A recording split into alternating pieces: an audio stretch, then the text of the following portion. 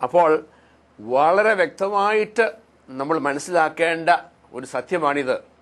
എന്തുകൊണ്ടാണ് അനേകർക്ക് ഇന്നും നമ്മുടെ മധ്യത്തിൽ ഉത്ഥിതനായിട്ട് ജീവിക്കുന്ന യേശുവിനെ അനുഭവിച്ചറിയാൻ സാധിക്കാത്തത്, അവൻ്റെ പ്രവൃത്തികൾ കാണുവാൻ സാധിക്കാത്തത്, അവനെ അനുഭവിച്ചറിയാൻ സാധിക്കാത്തതിൻ്റെ കാരണം ഈ വിജ്ഞാനം ഉള്ള വ്യത്യാസമാണ്, ഈ വിജ്ഞാനത്തിൻ്റെ വ്യത്യാസമാണ്.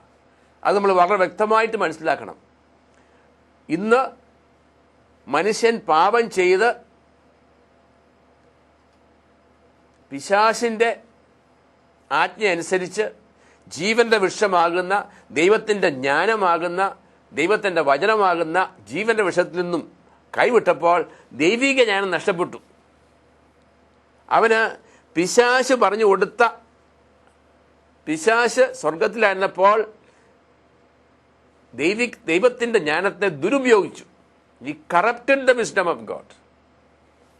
ആ വിസ്ഡം, ആ പൈശാചിക വിജ്ഞാനമാണ് മനുഷ്യന് പകർന്നു കൊടുത്തത്. ആ വിജ്ഞാനത്തിലൂടെ ദൈവിക രഹസ്യങ്ങൾ മനസ്സിലാക്കാൻ സാധിക്കയില്ല എന്നാണ് നമ്മൾ ഇവിടെ വായിച്ചത്. കാരണം മനുഷ്യബുദ്ധിക്ക് ഗ്രഹിക്കുവാനോ മനുഷ്യൻ്റെ പാപത്താൽ വന്ന ആ വീഴ്ചയിലൂടെ ആ പാപിയായ മനുഷ്യൻ്റെ ആത്മീയ കണ്ണ് അടഞ്ഞു പോയതുകൊണ്ട് അങ്ങനെയുള്ള കണ്ണുകൾക്ക് ഗ്രഹിക്കുവാനോ കാതുകൾക്ക് കേൾക്കുവാനോ അവൻ്റെ മനസ്സുകൊണ്ട് മനസ്സിലാക്കാനോ സാധിക്കാത്ത വിധം ആ ദൈവികമായ അവൻ്റെ ആ ഛായ അടഞ്ഞുപോയി.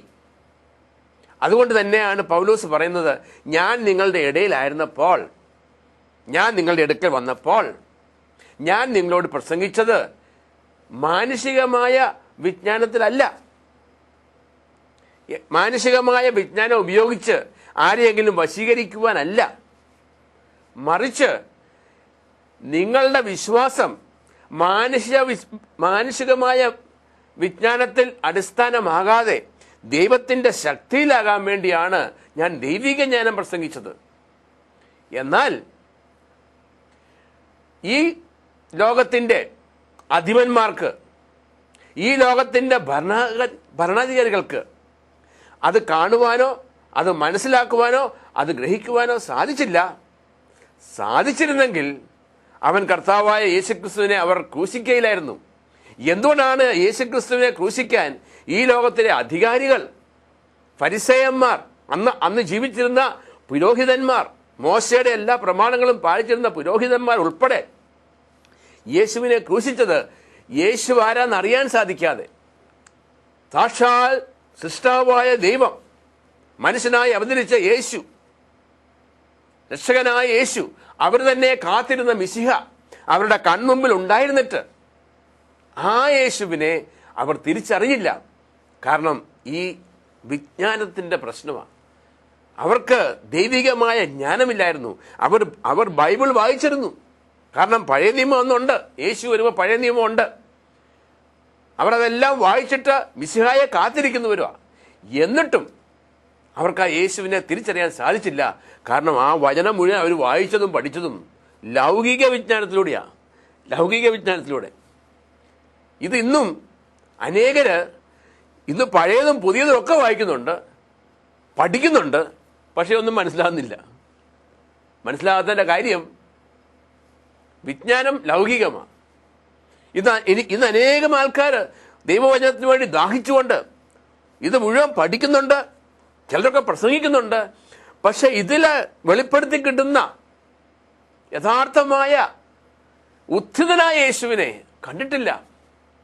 യോഹന്നാന്റെ 20:31 നമ്മൾ കഴിഞ്ഞ ഒരു എപ്പിസോഡിൽ കേട്ടു. ഇവയെല്ലാം എഴുതപ്പെട്ടിരിക്കുന്നത് യേശുക്രിസ്തു ആരാണെന്ന് അറിയുവാൻ, യേശുക്രിസ്തു ദൈവത്തിന്റെ പുത്രനാണെന്ന് അറിയുവാൻ, ആ അറിവിലൂടെ നിങ്ങൾക്ക് നിത്യജീവൻ ഉണ്ടാകുവാനായിട്ടാണ്. അപ്പൊ ആ ഉത്ഥിതനായ യേശുവിനെ ഒന്ന് കാണുവാനും അറിയുവാനും ഇത് സഹായിക്കുന്നില്ല. ഇത് മാനുഷികമായ ബുദ്ധി കൊണ്ട് ലൗകികമായ വിജ്ഞാനത്തിലേക്ക് കടന്നു ചെല്ലുക, അത് നമ്മളെ ഒരു വിധത്തിലും സഹായിക്കത്തില്ല. പൗലോസ് അങ്ങനെ ഒരു വ്യക്തിയായിരുന്നു. ഈ പൗലോസ് സാവൂളായിരുന്നപ്പോൾ ഇതുപോലെ ലൗകികമായ വിജ്ഞാനം കൊണ്ട് വചനം പഠിച്ചു, വചനം ധ്യാനിച്ചു. അതുകൊണ്ട് മുക്കുവന്മാരായ ഒരു പഠിപ്പുമില്ലാത്ത സാധാരണക്കാര് ദൈവത്തിന്റെ ജ്ഞാനത്താൽ ഉത്ഥിതനായ യേശുവിനെ പ്രസംഗിച്ചപ്പോൾ ഈ പൗലോസ് അവരുടെ പുറകെ വേട്ടയാടി അവരെ ജയിലിലടച്ച ഈ പൗലോസ് ഇന്ന് ദൈവകൃപയാൽ അവന്റെ കണ്ണുകൾ തുറന്ന് അവൻ യേശുവിനെ കാണാൻ തുടങ്ങിയപ്പോൾ അന്നു മുതൽ അവൻ യേശുവിന് വേണ്ടി ജീവിക്കുക, യേശുവിനെ പ്രസംഗിക്കുക. ആ പൗലോസാണ് പറഞ്ഞത്, ഞാനും കൂടി ഒന്ന് വായിച്ചു കേൾപ്പിക്കാം. ആ പൗലോസാണ് പറഞ്ഞത്, നിങ്ങളുടെ ഇടയിലായിരുന്നപ്പോൾ യേശുവിനെ കുറിച്ചല്ലാതെ, അതും ക്രൂശിതനായ യേശുവിനെ കുറിച്ചല്ലാതെ മറ്റൊന്നിനെ കുറിച്ചും അറിയേണ്ടതെന്ന് ഞാൻ തീരുമാനിച്ചു. നിങ്ങളുടെ മുമ്പിൽ ഞാൻ എൻ്റെ വചനവും പ്രസംഗവും വിജ്ഞാനം കൊണ്ട് നിങ്ങളെ വശീകരിക്കാനായിരുന്നല്ല, പ്രത്യുത ആത്മാവിൻ്റെയും ശക്തിയുടെയും വെളിപ്പെടുത്തലായിരുന്നു. നിങ്ങളുടെ വിശ്വാസത്തിന്റെ അടിസ്ഥാനം മാനുഷിക വിജ്ഞാനമാകാതെ ദൈവശക്തിയാകാനായിരുന്നു അത്. ഈ ലോകത്തിന്റെ അധികാരികൾക്ക് ആർക്കും അത് ഗ്രഹിക്കാൻ സാധിച്ചിരുന്നില്ല. സാധിച്ചിരുന്നെങ്കിൽ മഹത്വത്തിന്റെ കർത്താവിനെ അവർ ക്രൂശിൽ തറയ്ക്കുമായിരുന്നില്ല. അതിന്റെ കാരണം മനുഷ്യന്റെ അന്തർഗതങ്ങൾ അവന്റെ ആത്മാവല്ലാതെ മറ്റാരാണ് അറിയുക? അതുപോലെ തന്നെ ദൈവത്തിന്റെ ചിന്തകൾ ഗ്രഹിക്കുക ദൈവാത്മാനല്ലാതെ മറ്റാർക്കും സാധിക്കുകയില്ല. ദൈവത്തിന്റെ ചിന്തകൾ, ഇത് മുഴുവൻ ദൈവത്തിന്റെ ചിന്തകളാണ്. ദൈവത്തിന്റെ വചനം അത് ഗ്രഹിക്കുവാൻ ദൈവാത്മാവിനെ സാധിക്കത്തുള്ളൂ.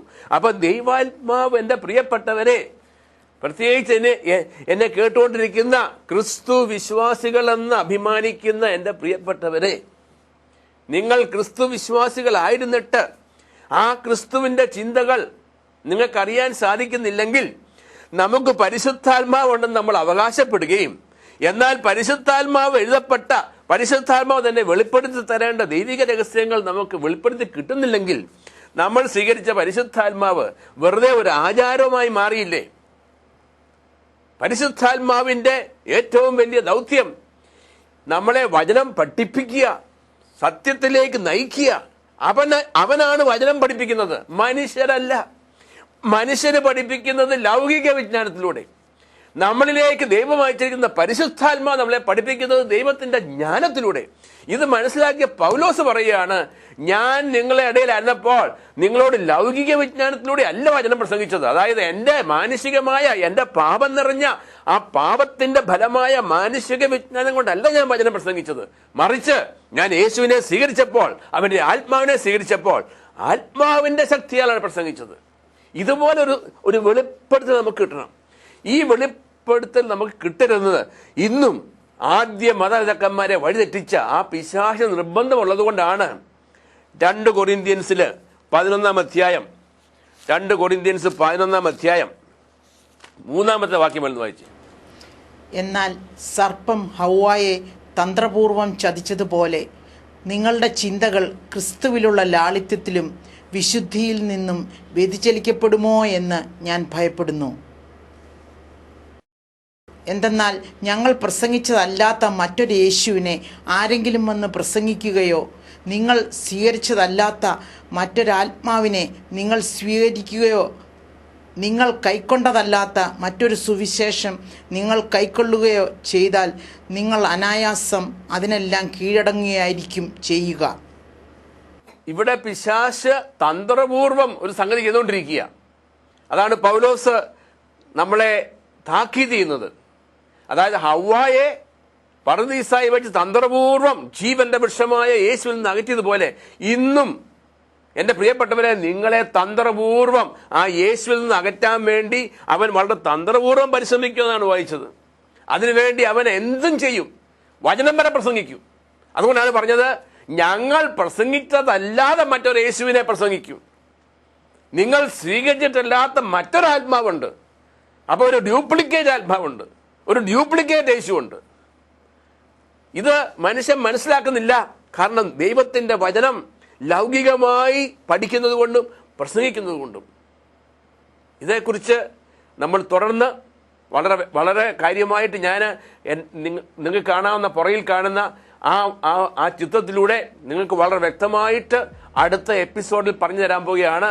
എല്ലാവരും വന്ന് കേൾക്കണമേ എന്ന് ഞാൻ വിശ്വസിക്കുകയാണ്, ഞാൻ പ്രാർത്ഥിക്കുകയാണ്. ദയവായിട്ട് പ്രാർത്ഥനാപൂർവ്വം ഇരിക്കുക. Praise the Lord.